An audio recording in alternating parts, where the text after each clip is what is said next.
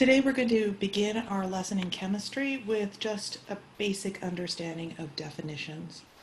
Chemistry is the subject that looks at matter and how it changes. The very word chemistry in Japanese and in Chinese means the study of change. So if something has changed, then we are trying to figure out what's going on at the atomic level, at the very small level of what has caused that change and what kind of change that is. So many of these topics you have probably already covered in other science classes, but it's important that we are on the same page when it comes to basic definitions. So the first substance that we're going to talk about is we're going to talk about pure substances. So pure substances are basically things that are not a mixture. They are things that are just comprised of one thing and one thing only. Pure substances have unique properties. They can't be separated by any sort of physical means. They have a very distinct melting point, a very distinct boiling point, and a very distinct density. Those are what we call intensive properties and fundamental properties, and can be used to identify the substance as to whether it is gold or whether it's water, things like that. Other characteristics such as color or state of matter really are not as important. Color really depends on its mass. That's a mass dependent property. The more of the mass that you have, the more deeply colored something is. So it's not a very reliable indicator as to what kind of substance it is. So we're going to first talk about pure substances, things that are just singular elements or molecules. So elements are things that are found on the periodic table. They are one thing, like gold or iron or oxygen. And those can come either as just singular atoms, like a gold atom, or they can be found as molecules. And molecules are atoms where there are two or more that are bonded together to form a larger thing. Now here I have O2, and it's a molecule that's also an element. So oxygen, when it's found in nature, is found as a molecule, a two-atom molecule, not as singular atoms. So elements can be either found as atoms or as molecules. Some of them can be as large as 8 atoms large.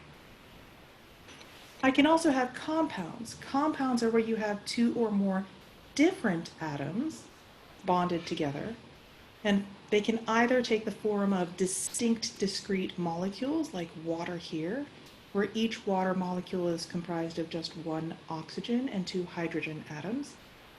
Or it can be an ionic compound in which there is no set number of sodium and chlorine atoms in the compound.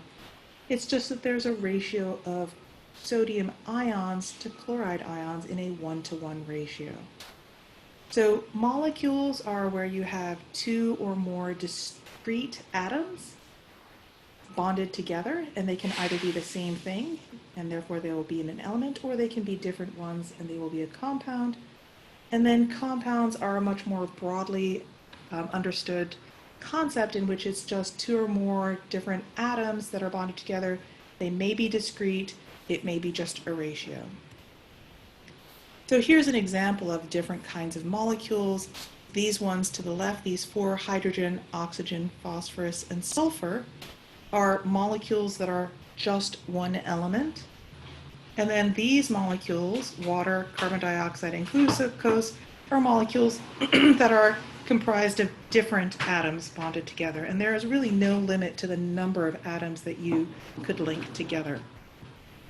And this is a Venn diagram that talks about this. So elements can be comprised of either atoms or molecules. Molecules can straddle both within elements and compounds don't necessarily have to be discrete molecules. They can be put together in a ratio of ions. So again, we're moving away from pure substances now, elements and compounds, and we'll now start to talk about what makes something a mixture. So a mixture, as its name suggests, is where I take different things and I just combine them together. I'm not doing any chemical reaction. It's like having tea. I take my tea bag, put water in it, I may put some sugar in it, I'll put milk in it, each of those components in my tea, the water, the sugar, and the milk, are all still milk, sugar, tea, and water. They haven't been chemically changed into something else. So there are two ways that you can have a mixture. You can have what's called a homogeneous mixture, or you can have what's called a heterogeneous mixture. So the easiest way to think about it is that a homogeneous mixture doesn't matter where I take my sample from, it will still be exactly the same. So if you're looking at this chocolate milk here, if it's well-made chocolate milk, no matter where I place my straw and drink from it, I will have the same experience of the same chocolatiness, the same sweetness, the same milkiness in the chocolate milk, and that's a homogeneous mixture. The homogeneous mixtures will have a uniform color throughout. It will have a uniform distribution of ions or sweetness or whatever, no matter where I take my sample from. This picture of the fruit salad, on the other hand, is a great example of a heterogeneous mixture. Depending on where I scoop my fruit salad from, I may get a different combination of mandarin oranges, blueberries, strawberries, and grapes because of the fact that it's not uniformly distributed. At the molecular level, it's easier to see that the homogeneous mixture, you have an equal distribution of my red and blue atoms, whereas here my heterogeneous mixture is not evenly distributed. It could even be at the point where they're in separate layers and there's no mixing at all, like oil and water. Other examples are more like chocolate chip cookies or the fruit salad. So heterogeneous mixtures can be easily separated because they have different densities or different properties, or I can just simply pick out all the grapes for my fruit salad if I want to. Homogeneous mixtures can also be separated, but they'll usually require something a little bit more fancy, like evaporating off my water, or distillation, or filtration. Now we're going to move on to states of matter. So again, these are probably things that you are used to hearing. There are more than 3 states of matter, but these are the 3 states of matter that we will encounter in our class: solid, liquid, and gas. So solid, liquid, and gas are really distinguished by what's happening to their molecules and by the movement of those particles.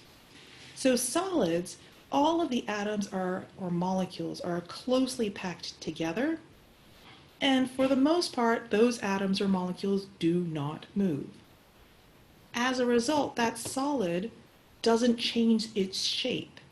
So we call that having a determinate shape and a determinate volume, which is a good thing because otherwise we wouldn't be able to sit in the chairs that we do, build the houses that we do, drive the cars that we do. If the shape of our car and all the parts in it changed over time and we couldn't predict that, there's no way that we would be able to drive our cars. So solids, again, have a determinate volume and a determinate shape because their atoms or molecules do not move and they're tightly packed together.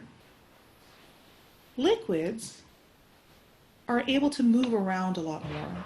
They're fluid. We use that with the term liquid. Some liquids are more viscous, which means that they don't move around as easily. Think about lava or about a very thick syrup. And other ones are not viscous at all, like water. So liquids, because they can move around, have more kinetic energy. So liquids, because they have a higher kinetic energy, I have to add heat to a solid in order to turn it into a liquid. I have to give the molecules or atoms kinetic energy so that they can begin to move around. So liquids will always exist at a higher temperature than its solid counterpart if the pressure is equal. Liquids also, because they're moving around, have more space. So imagine rather than sitting very closely packed together, you're moving around in a hallway, you have to have more space. And because they are fluid, they can take up the shape of whatever container you put them in.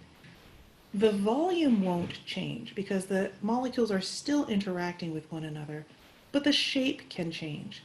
So the volume is still determinate, but the shape is indeterminate. I can take my tea and spill it over my table, the volume of tea that I have spilled won't be any different than what was in my cup, but certainly the shape that that liquid now takes is now taking a flat surface rather than being in a cylindrical cup. Finally, gases, as this model suggests, are moving around and they are not connected to one another. So they have no forces of attraction between them. They are completely free, whether they are atoms or molecules, and they are bouncing around with a very high kinetic energy. So again, if I'm to increase the kinetic energy, then I have to add heat to my system. And if I add heat to my system and raise the temperature, that means that gases of the three states of matter will always exist at the highest temperature range. Solids will exist at the lowest temperature range within that particle. Because these gases are moving around with such a high amount of kinetic energy, there's a lot of space between them. All of the collisions are considered completely elastic, which means that there is complete conservation of energy. And so you're not having the gases slow down. They don't lose the velocity as long as the temperature remains constant. So because they're moving around and there's so much space, they can take up whatever volume of container you place them in.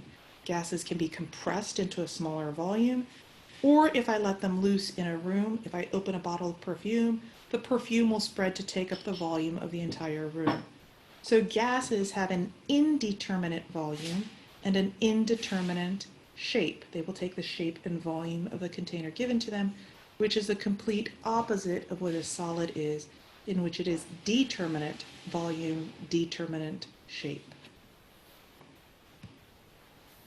And there's a fourth state of matter that we talk about kind of, and it's called a plasma.